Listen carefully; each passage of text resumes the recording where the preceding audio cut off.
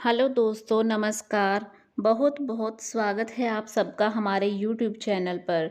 दोस्तों, आज मैं आपको हरियाली तीज के बारे में कुछ बताने जा रही हूँ, जो आपके लिए बहुत ही महत्वपूर्ण बातें हैं। और इससे पहले बिना स्किप किए मेरी वीडियो को पूरा ज़रूर देखें।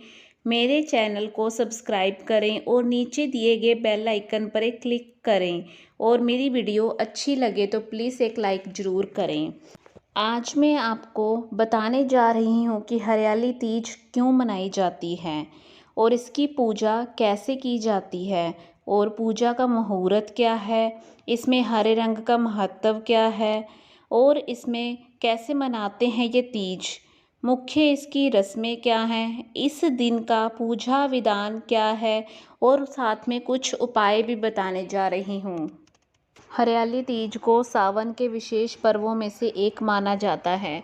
ये दिन सुहागन महिलाओं और कन्या के लिए सौभाग्य का दिन होता है। लेकिन आखिर क्यों इस दिन को महिलाओं के लिए खास माना जाता है, जानिए इसके बारे में कुछ बातें।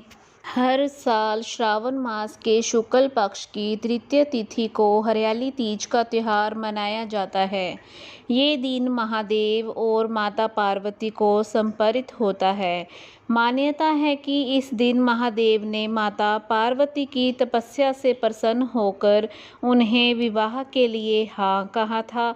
इसलिए इस दिन को भोलेनाथ और माता पार्वती के मिलन का दिन माना जाता है और सुहागन महिलाओं और कन्याओं के लिए काफ़ी शुभ माना जाता है।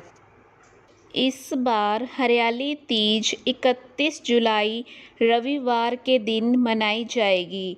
मान्यता है कि हरियाली तीज के दिन माता पार्वती और महादेव का पूजन करने से विवाहित स्त्री का वैवाहिक जीवन सुखमय हो जाता है और कुंवारी कन्याओं को मनचाहा वर प्राप्त होता है।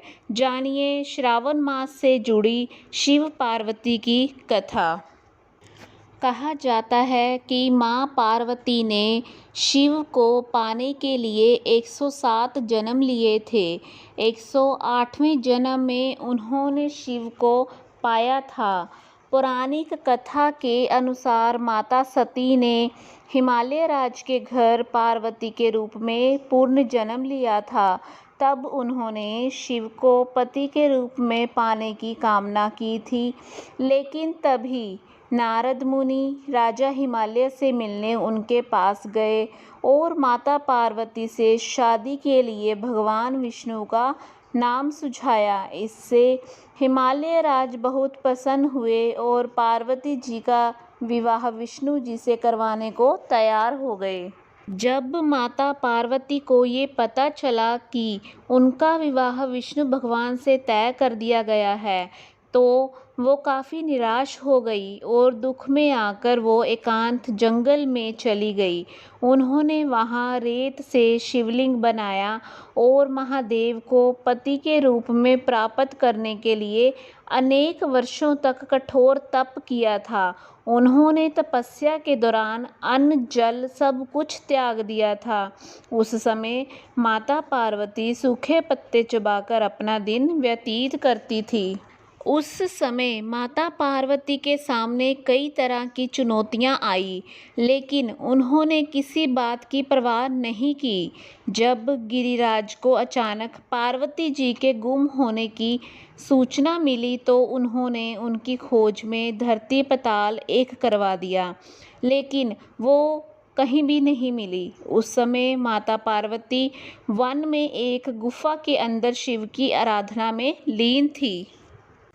आखिरकार माता पार्वती के तप के आगे शिवजी को विवश होना पड़ा और वो श्रावण मास की शुक्ल पक्ष की तृतीया के दिन उनके समक्ष प्रकट हुए और उन्हें पत्नी के रूप में स्वीकार करते हुए इच्छा पूर्ति का वरदान दे दिया। इसके बाद उनके पिता जब उन्हें ढूंढते हुए वन में पहुंचे तो पार्वती जी ने साथ जाने से इनकार कर दिया और एक शर्त रखी कि मैं आपके साथ तभी चलूंगी जब आप मेरा विवाह महादेव के साथ करेंगे।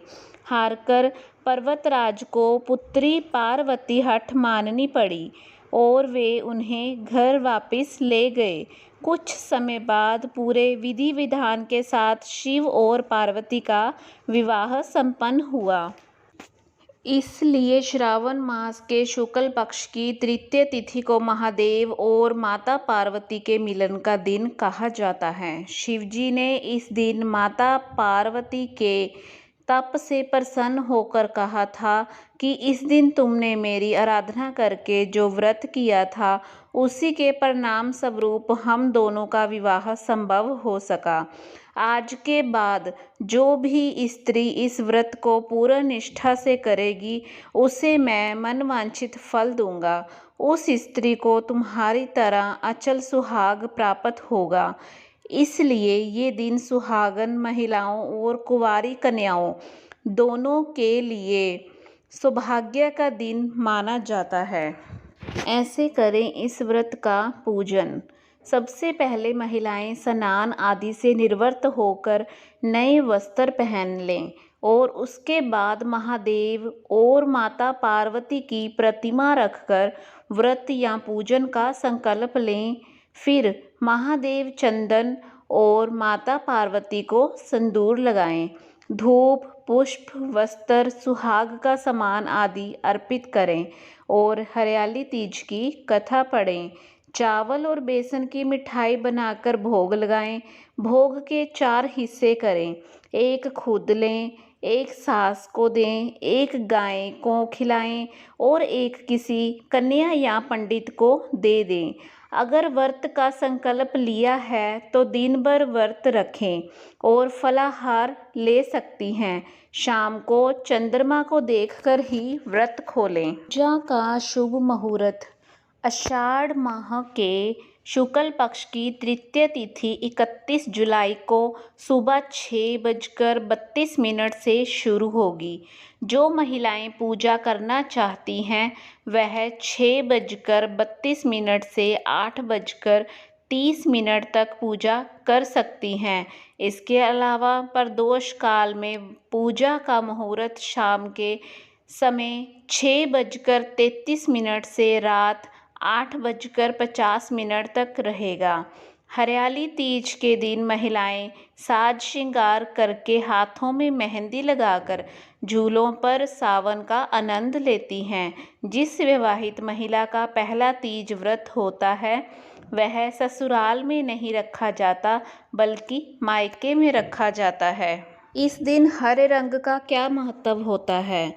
हरियाली तीज के दिन हरे वस्त्र और चूड़ियों को लेकर मान्यता है कि ये महीना हरियाली का होता है।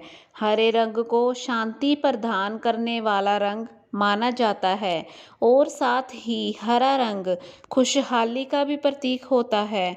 मान्यता है कि इस दिन हरे रंग से माँ पार्वती और शिव भी प्रसन्न होते हैं। इसलिए ज़्यादातर महिलाएं और कन्याएं इस दिन हरे रंग के वस्त्र और चूड़ियाँ पहनती हैं। कैसे मनाई जाती है हरियाली तीज? इस व्रत को करवा चौथ से भी कठिन बताया जाता है। इस दिन महिलाएं पूरा दिन निर्जला व्रत रखती हैं और अगले दिन सुबह स्नान और पूजा करने के बाद व्रत पूरा करके भोजन ग्रहण करती हैं। हरियाली तीज में माता पार्वती और शिव जी की पूजा की जाती है। इसी दिन स्त्रियों के मायके से श्रृंगार का सामान और मिठाइयाँ उनके ससुराल भेजी जाती हैं। महिलाएं सुबह घर के काम और स्नान करने के बाद 16 श्रृंगार करके निर्जला व्रत रखती हैं। विधि विधान पूजा करने के बाद व्रत कथा सुनती हैं। इस दिन हरे वस्त्र, हरी चुनरी, हरा लहरिया, हरा श्रृंगार, मेहंदी, झूला झूलने का भी रिवाज होता है और इस दिन हार श्रृंगार के बाद पेड़, नदी और जल के देवता वरुण की पूजा भी की जाती है। मुख्य रस्में। इस उत्सव को हम मेहंदी रस्म भी कह सकते हैं। महिलाएं इस दिन अपने हाथों और पैरों में मेहंदी रचाती हैं। सुहागन महिलाएं मेहंदी रचाने के बाद अपने कुल की बुजुर्ग महिलाओं से आशीर्वाद लेती हैं। ये परंपरा है। इस दिन झूला झूलने का भी रिवाज है। इस दिन उपवास के दौरान क्या क्या करना चाहिए? इस दिन दिन भर उपवास रखना चाहिए। हार श्रृंगार करना चाहिए। श्रृंगार में मेहंदी और चूड़ियों का प्रयोग जरूर करना चाहिए। सायंकाल को शिव मंदिर जाकर भगवान शिव और माँ पार्वती की उपासना करनी चाहिए। वहाँ पर घी का बड़ा दीपक जलाना चाहिए। संभव हो तो माँ पार्वती और भगवान शिव के मंत्रों का जाप करना चाहिए। पूजा समाप्ति के बाद किसी सौभाग्यवती स्त्री को सुहाग की वस्तुएं दान करनी चाहिए और उनका आशीर्वाद लेना चाहिए। इस दिन काले और सफ़ेद वस्त्रों का प्रयोग करना वर्जित माना जाता है। हरा और लाल रंग सबसे ज़्यादा शुभ होता है। अब मैं आपको कुछ उपाय बताने जा रही हूँ। अगर पति पत्नी के बीच में तालमेल की समस्या है तो कौन से उपाय करें? शिवजी को पीला वस्त्र और माँ पार्वती को लाल वस्त्र अर्पित करें। तालमेल की बेहतरी प्रार्थना करें और इसके बाद दोनों वस्त्रों में आपस में गांठ लगाकर पास में रख लें। अब सुनिए दूसरे उपाय के बारे में।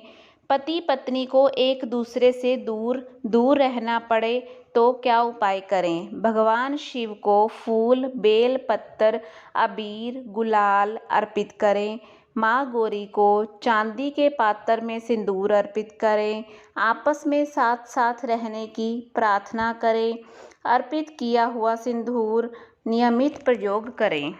तीसरा उपाय है, अगर पति पत्नी का स्वास्थ्य खराब रहता हो, सायंकाल शिवजी के मंदिर जाएं। शिवलिंग पर पहले पंचामृत अर्पित करें। इसके बाद जल की धारा अर्पित करें। जीवन साथी के स्वास्थ्य के लिए प्रार्थना करें। चौथा उपाय है, कर्ज की वजह से समस्या हो रही हो तो कत्थे का सूखा टुकड़ा ले लें। इस टुकड़े से जमीन पर सीधी 3 लकीरें खींचें। इसके बाद हनुमान जी का नाम लेकर पैर से इन 3 सीधी लकीरों को मिटा दें और ये उपाय 3 मंगलवार को करें। लाभ होना शुरू हो जाएगा। नमस्कार दोस्तों, ये थी हरियाली तीज की महत्वपूर्ण बातें और मेरी अगली वीडियो के लिए प्लीज़ मेरे चैनल को सब्सक्राइब जरूर करें।